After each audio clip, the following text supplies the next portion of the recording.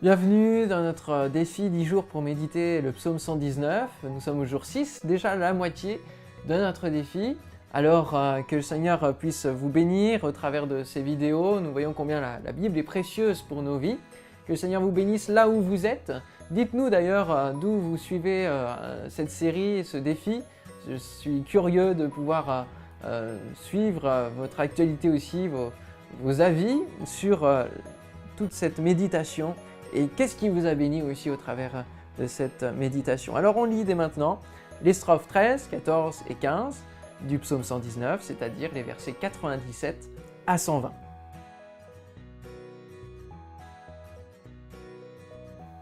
Dans la version Sommer toujours, nous lisons « Oh, que j'aime ta loi, je la médite tout le jour. Ton commandement me rend sage, plus sage que mes ennemis, car il m'accompagne toujours. Je suis plus avisé que tous mes maîtres, car je médite tes édits. Je suis plus sage que les vieillards, parce que j'obéis à tes commandements. Mes pas ont évité tous les sentiers du mal pour obéir à ta parole. Je ne me suis pas écarté des lois que tu as établies, car tu m'as enseigné.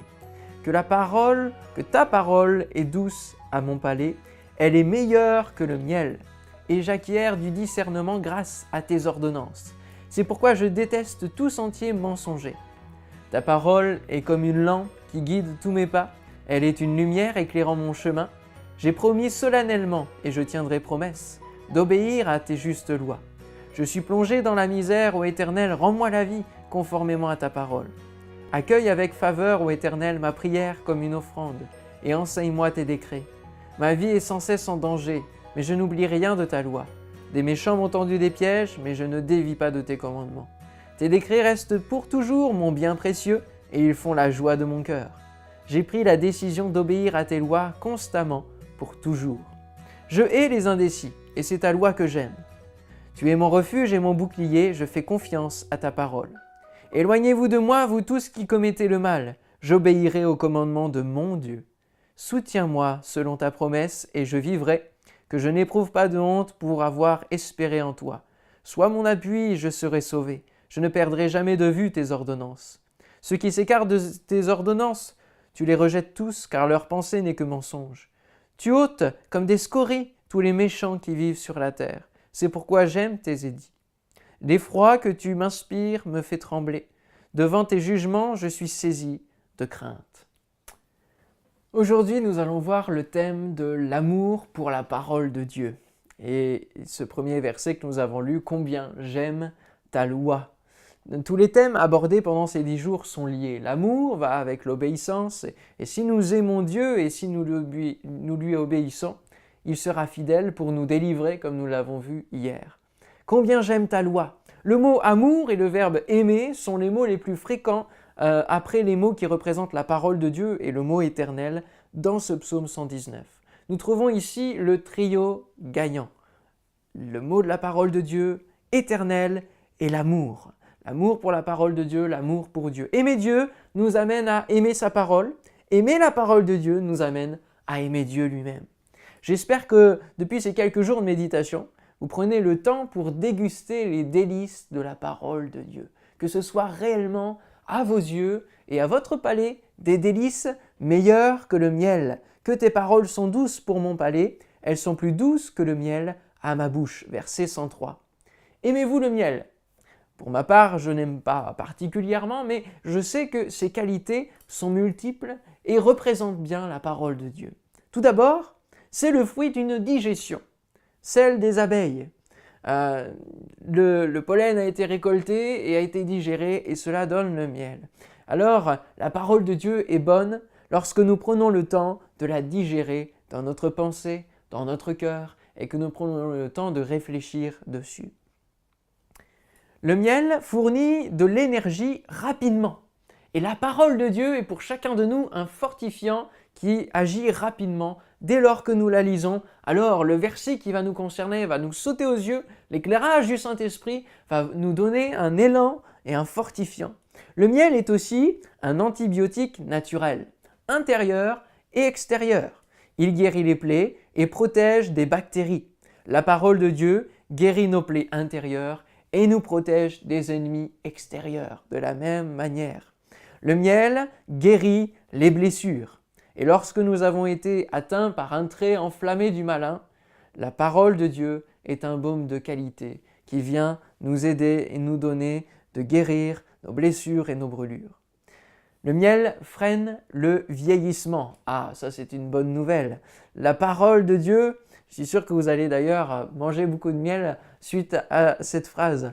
La parole de Dieu nous dit dans le psaume 1er, versets 2 et 3, « Mais qui trouve son plaisir dans la loi de l'Éternel, qui la médite jour et nuit, cet homme, il est comme un arbre planté près d'un courant d'eau, qui donne son fruit en sa saison, et dont le feuillage ne se flétrit point, tout ce qu'il fait lui réussit. » Et il est dit à un autre endroit aussi que son feuillage reste vert. Voilà, la parole de Dieu nous tient en forme. Pourtant, il arrive que la nourriture que Dieu nous donne, nous la trouvions au bout d'un moment fade et que trop habituelle, comme les Hébreux avec la manne. La manne a été donnée aux Hébreux, c'était pour eux un moyen de subsister dans le désert. C'était un aliment que Dieu lui-même avait préparé, avait choisi pour nourrir son peuple, un aliment qui n'était pas connu des êtres humains.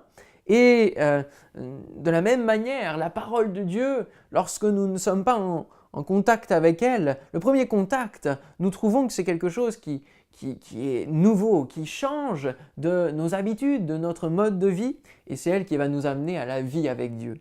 Et pourtant, cette parole qui a du goût, au bout d'un moment, lorsque nous la méditons encore, pour parfois certains, cela peut nous amener à une fatigue, à quelque chose d'habituel, comme pour ces Hébreux avec la manne. Et donc c'est important pour nous de la partager, de la transmettre chaque jour et transmettre ce que nous avons reçu. Nous ne pouvons pas garder pour nous tout ce que nous avons reçu parce que ce n'est pas toujours pour nous et cela peut pourrir si nous ne la mettons pas en pratique. Il faut mettre en pratique la parole de Dieu et la partager.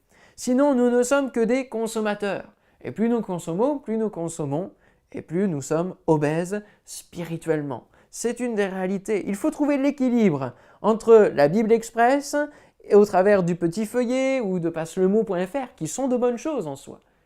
Et aussi, ce n'est pas suffisant. Et il faut approfondir la parole de Dieu et l'utiliser, la réutiliser, la partager pour ne pas que nous soyons plein de la parole de Dieu, mais que finalement elle ne soit pas utilisée et profitée à bon escient. L'équilibre, c'est de donner nos trouvailles, nos pépites. En tout cas, de les écrire. Écrivez ce que Dieu vous dit. C'est important de le garder et de ne pas être un auditeur oublieux, de ne pas être oublieux. C'est pour cela que j'ai toujours un cahier avec moi lorsque je médite la parole de Dieu. À côté de la parole, j'ai ce cahier dans lequel je vais référer tout ce qui vient dans le fruit de ma méditation. Et c'est vraiment important que d'avoir un cahier où vous notez le fruit de vos méditations, mais aussi les bénédictions que Dieu vous a fait connaître, le témoignage de ces bénédictions. Alors quand viendra la fatigue, alors quand viendra les coups de mou, replongez vos regards dans ce cahier et considérez combien Dieu vous a éclairé, vous a conduit, vous a béni et vous aime à un tel point qu'il vous communique sa parole. J'aime redécouvrir des versets. Et lorsque je lis la Bible, je prie souvent pour que cela soit comme une toute première fois et que cela puisse vraiment interpeller mon cœur. Et j'aime bien lire la Bible et découvrir des versets et je me dis mais je n'avais jamais lu ça. Et Dieu est aussi capable par son Esprit Saint de nous éclairer, même si le passage, nous le connaissons très bien, il nous donnera toujours un autre moyen de l'interpréter, de le comprendre, parce que c'est comme un diamant à multiples facettes. Et comme lorsque nous apprenons à faire la cuisine, au fur et à mesure, nous fignolons nos préparations, nos plats, nous devons aussi, au fur et à mesure, méditer de mieux en mieux. Et Dieu nous donne d'abord du lait spirituel et il nous fait petit à petit, dans notre progression spirituelle, dans notre vie chrétienne, passer à la viande, à quelque chose de costaud, à quelque chose qui va nous amener à tenir encore plus ferme. Grande est la paix de celui qui aime ta loi, aucun obstacle ne le fera tomber. Verset 165. Qu'il est bon d'avoir la paix dans notre cœur. La parole de Dieu est une boussole et nous donne de savoir ce qui est bien de ce qui est mal. elle régule aussi notre conscience. Et le Saint-Esprit est là pour nous rappeler les choses. La parole de Dieu, c'est Jésus qui le dira. Il nous a été envoyé aussi pour cela. Nous savons que lorsque nous sommes dans la volonté de Dieu, rien ne peut faire obstacle à la relation d'amour que nous avons avec le Père. Notre relation à la parole de Dieu ne doit pas être seulement intellectuelle, mais elle doit être d'abord une relation de cœur à cœur avec le Père. C'est cela qui nous donne d'aimer la parole de Dieu. C'est cela qui nous donne d'avoir encore soif. Jean chapitre 14 verset 23, Jésus répondit à quelqu'un, « Si quelqu'un m'aime, il gardera ma parole et mon Père l'aimera. Nous viendrons à lui et nous ferons notre demeure chez lui. » Waouh! Quelle merveilleuse promesse déclamée par Jésus ici. En aimant Jésus et en gardant sa parole, nous avons l'assurance d'être aimés de notre Créateur et Père, mais encore plus, nous devenons la demeure de la divinité. Nous avons bien lu, nous viendrons à lui et nous ferons notre demeure chez lui. Alors, avez-vous soif de la parole de Dieu? Elle vient désaltérer notre âme asséchée. Et la lettre de la strophe 13, qui démarre chaque verset de la strophe 13 en hébreu, c'est le même. Et cela correspond à notre lettre M en français, et elle a pour signification les eaux. Les eaux, E-A-U-X. Que la parole de Dieu soit donc pour vous cette eau vive qui jaillit en vous. Lorsque, comme vous creusez un puits, alors l'eau va se mettre à jaillir à un moment donné.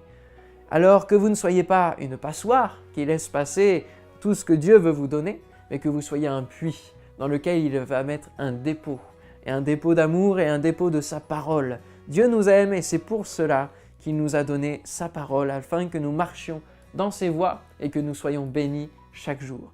Que le Seigneur vous bénisse, à demain pour la suite de notre défi.